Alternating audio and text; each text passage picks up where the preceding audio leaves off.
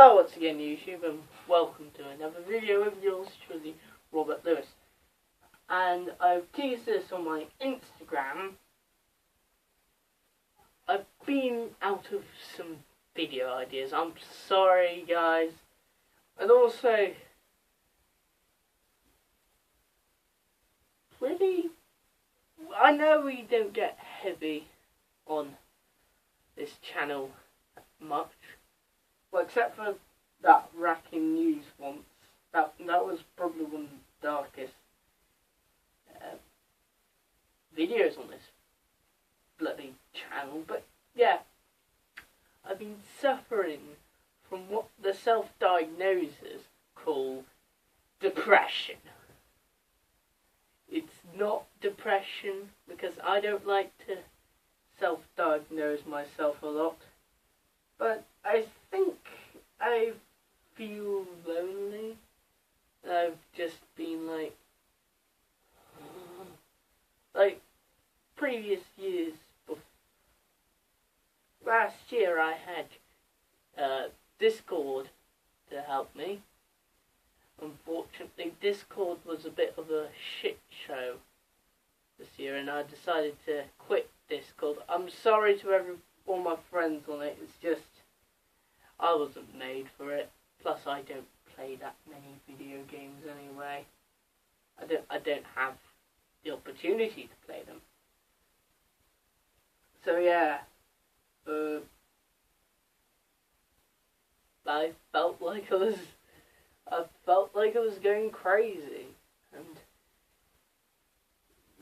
I was a bit sick as well. The beginning of it, when I did my work experience, was okay, but after that was doing underwhelming. Not much has happened. I've only been to the beach, and that's it. Yeah, and it's nearly the end, isn't it? Weird. It's got me thinking. Well, I need to make a new video, don't I? This is the first time I've been open and honest with you guys. Unless I have been open and honest with you guys, and this is completely hypocrisy. Oh my fucking god, I'm rambling again. Anyway, Straits, the rock blues influenced band that took their inspiration from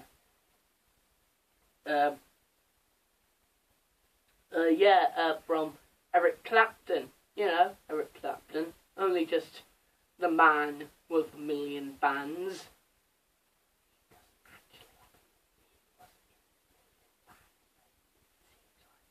Anyway, yeah. Mark Knopfler and the gang. Yeah. They started their career off on a roll, and past this album, they made consistently quality albums that are really good, until we get to On Every Street, which is probably one of the most polarizing Dire Straits albums ever. So, sort of like The Last Jedi, you know. Anyway, we're not... So, off the tail end of their 1980 album, Making Movies. By the way, the 1980s is not the start of the 80s. It's like... But 1970 was definitely the start of the 1970s. It is weird. Sometimes trends and things die down, like way before the... Like, 1989 is practically the 90s, you know. And then you have other times where, like 2000,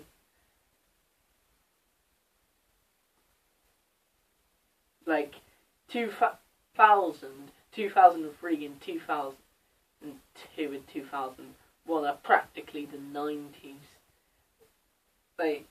From what I've seen, they're just like the 90s. Well, the 90s like the 2000s. But anyway, yes. They didn't use many synthesizers on that album as they did with this album, because that was the birth of MTV in that year. That was the beginning of the 80s as we knew it. Synth pop, dance.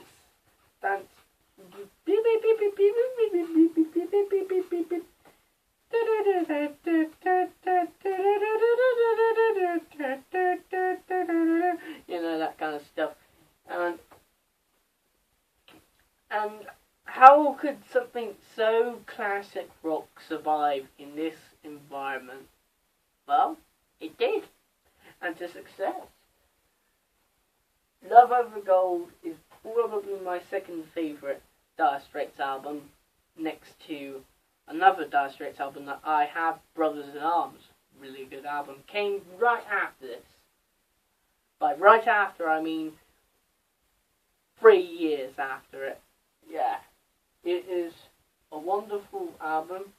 The cover art is really good as well. Yeah, let's just admire the cover art and how shiny it is. Look at that. Crikey. Need it in a rough look. Most vinyls look really nice, but considering this is an old copy, it looks extremely nice. Ooh, pretty shiny stuff. Like the gloss. Look at that gloss. Anyway, we should go on to the music. Well, the music on here is gold, because the album opens with the longest song they ever wrote, Telegraph Road, clocking in at about 14 minutes. Makes this album, so if you're more in tune with the pop sort of album, modern day pop album, this might not be for you if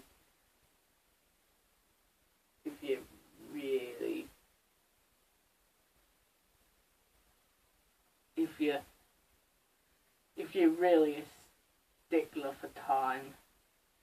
So yeah, that does look daunting, but you need to listen to this whole entire song throughout. There's no pause. You cannot listen to a radio edit. I don't think a radio edit exists.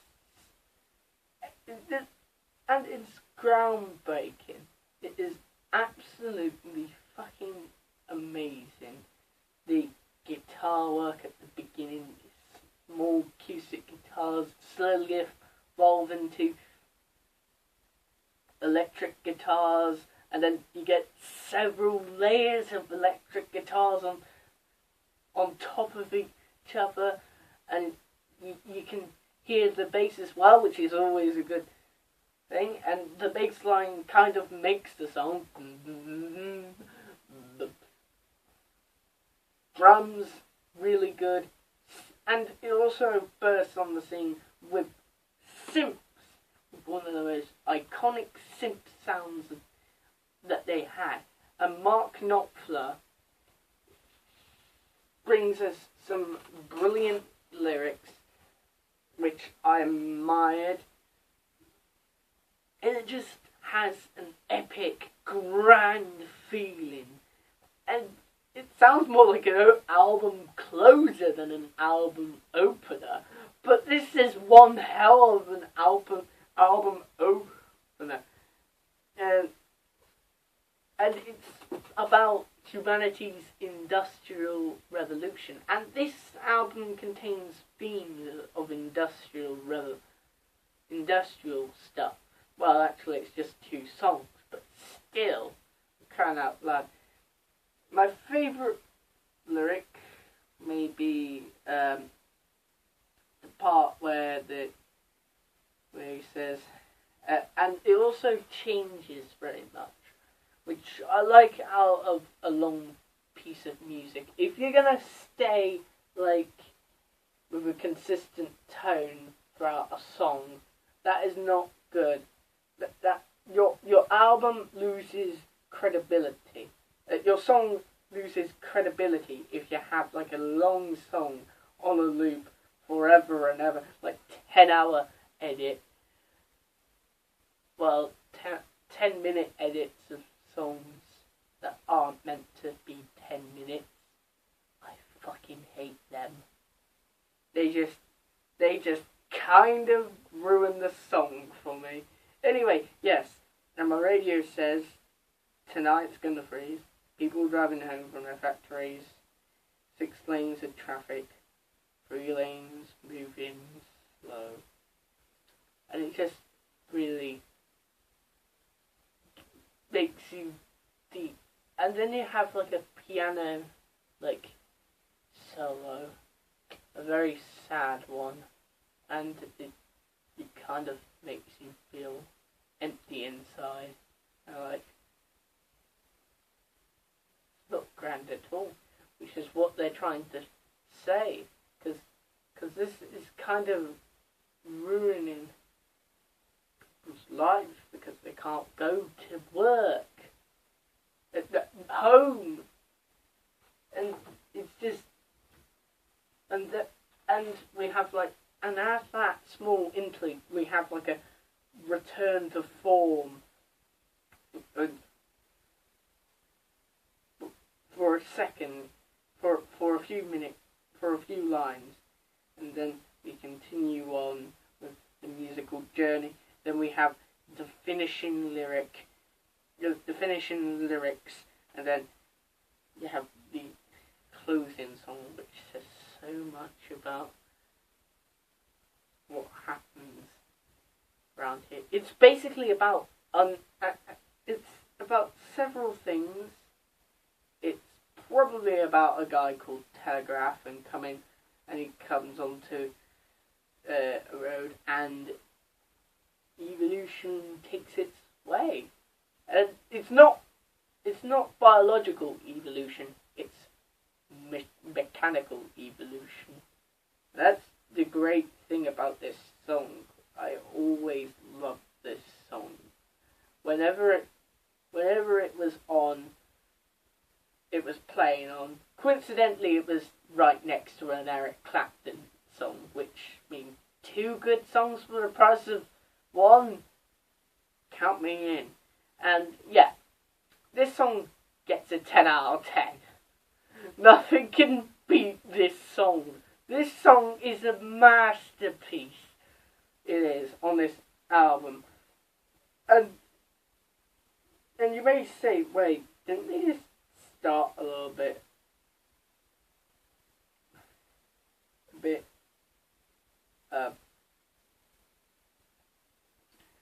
epic, but a bit too soon, like peaking a bit too soon in the song, in the album, sort of like the Venus and Mars record? Well, I got some news for you.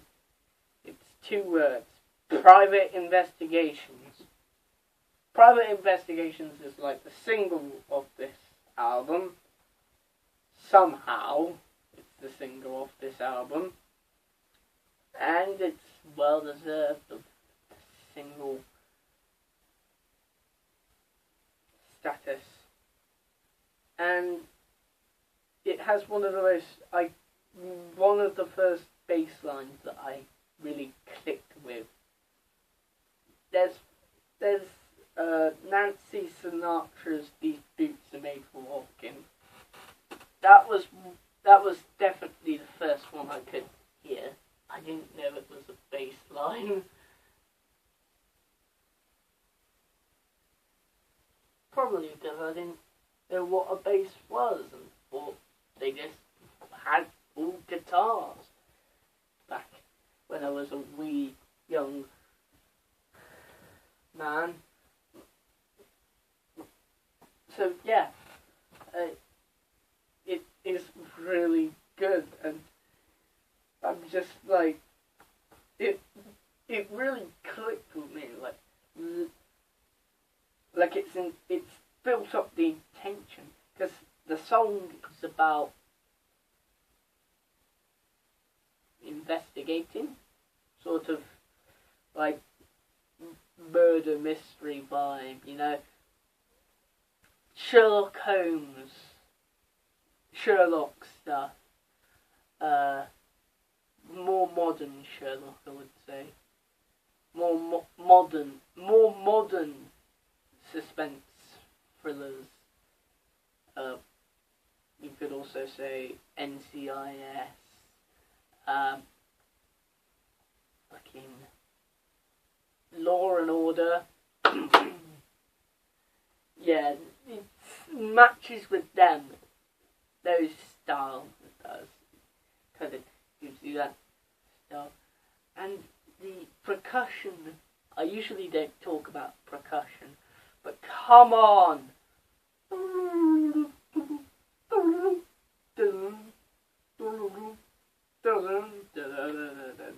That is really good.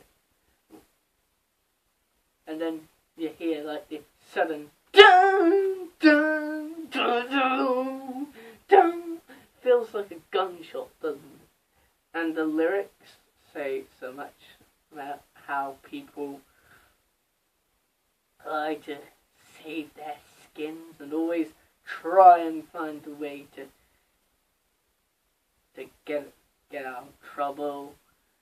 It's just really fucking good. In fact, it's one of my personal favourites of the album.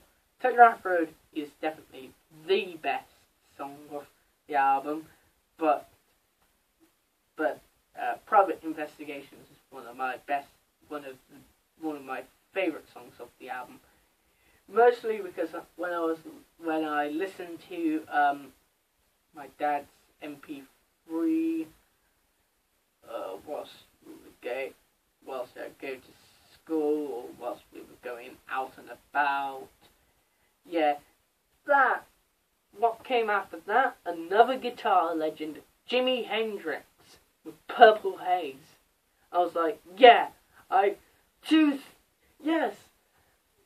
Straits and Jimi Hendrix. It's almost like peanut butter and chocolate. If you've never tried peanut butter and chocolate, what are you doing with your life? My God. Even buy the Reese's Puffs with peanut butter and chocolate in it, okay? If you buy them, you know what it tastes like. It's fucking best. Yeah? And then you get like a slow release of relief at the end. And I love the use of the guitar, kind of talking, kind of like having the acoustic guitar, having a conversation with the tubulars. Yeah, I was talking about them. Sort of like talking about an investigation or something. Yeah. Is good. And then we flip over to side B with Industrial Disease. Oh my fucking God, I'm a genius. I am a lyrical genius. Industrial Disease is probably the funniest. Is probably the most fun song of the album. It's the one that's the most danceable. Like, you can dance to it, sort of, but you really cannot, because most of these, I don't know if they have weird time signatures. I need to look. They have weird time signatures, but yeah, it's the most pop song of it, and I don't understand why this song wasn't made as it wasn't put as a A-side single. It probably was put as a B-side single, but hey, what can you do? Yeah, as a B-side, yeah, fun. It's really fun, and I always have a nice time. And like the abstract lyrics, like two Jesuses, and you also have hippies protesting the government, sort of mocking. When I first heard the song, I thought, oh, that sounds a bit like Bob Dylan, doesn't it?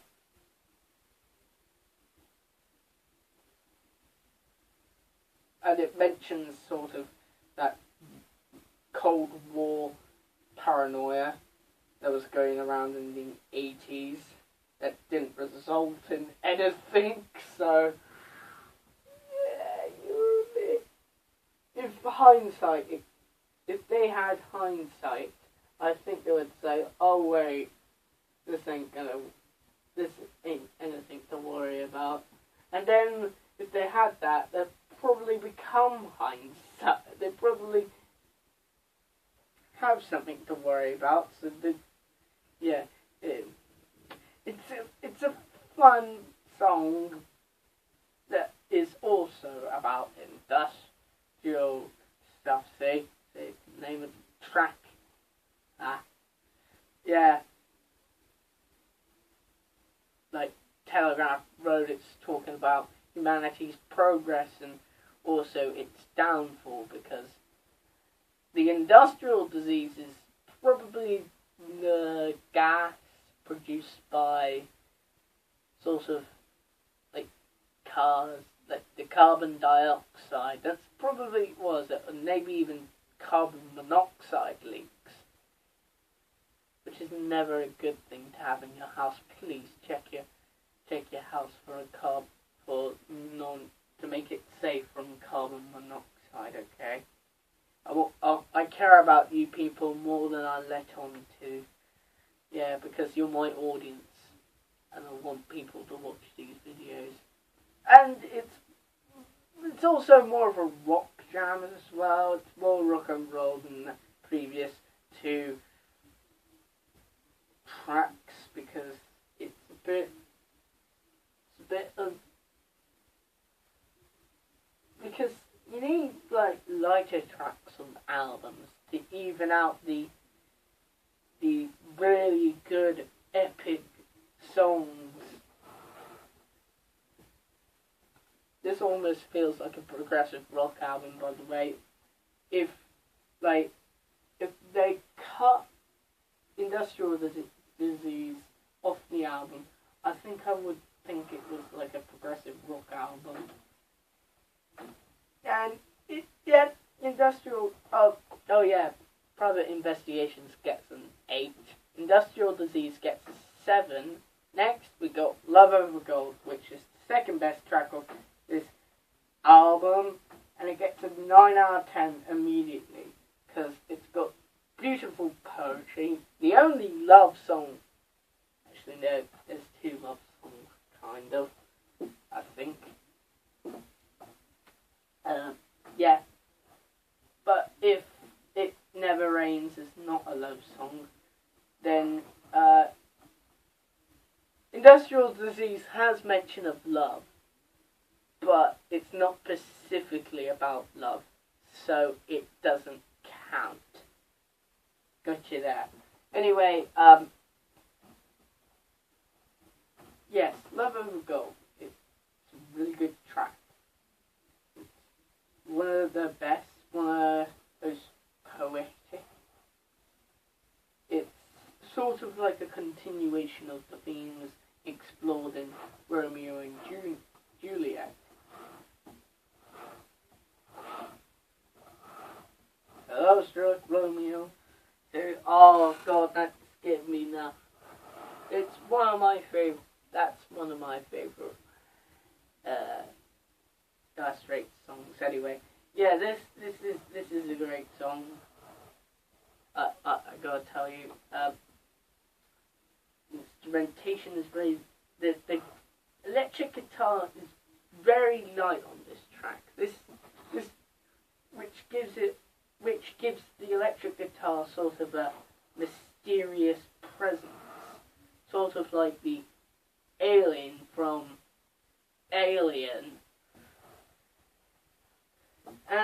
mummy from The Mummy.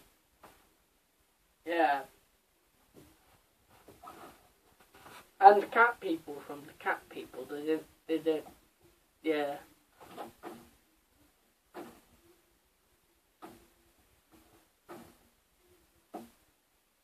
It's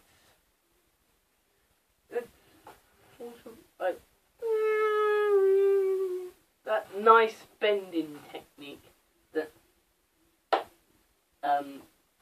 Mark Knopfler is very famous for using on his tracks, on his albums, all of his albums, not just the Dire Straits ones, but the solo career ones, and even when he's playing with other people. Sorry, I had to work in a Star Wars prequel meme. Anyway, yeah, it's a lovely song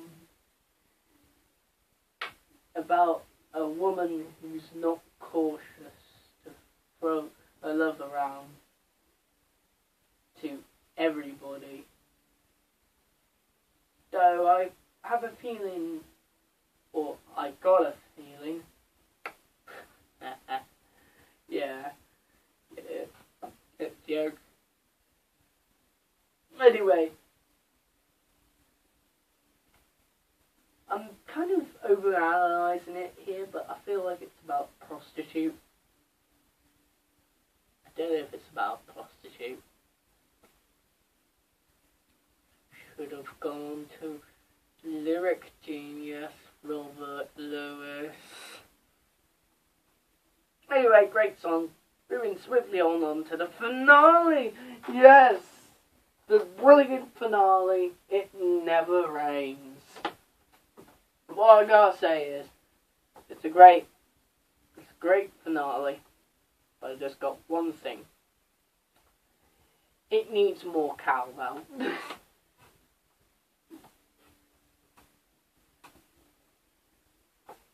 Yes!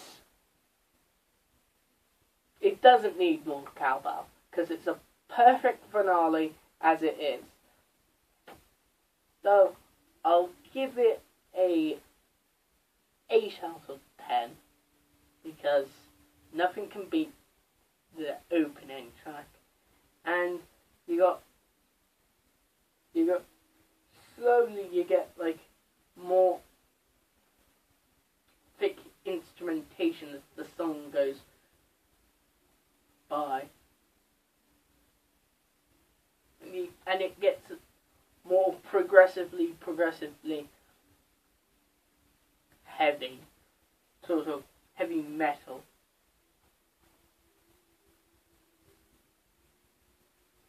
And it's about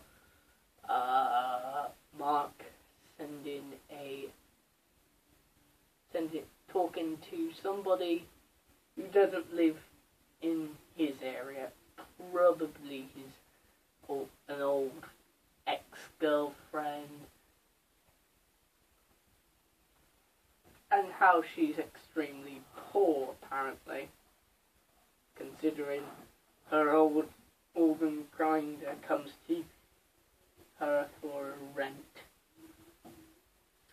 Poor woman. Yeah, and it ends the album perfectly. And even though I said Telegraph Road could be a great ending of the album, I actually might have lied a little bit. I may have told the porcupine. Yes, for this, it's fine as it is. The album is a good album. It's not just a good album, it's a perfect album. And I give this album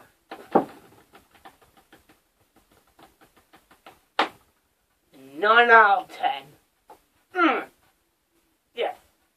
So, what did you think of this album? I would be interested to know. But considering most of the people in my Right, actually, people are in my age demographic for this album. Anyway, yeah, this is a great album. You should check it out. This has been Robert Lewis, and next time I am going. Okay, I gotta do some foreshadowing here. For months on end, we've been talking about this crossover.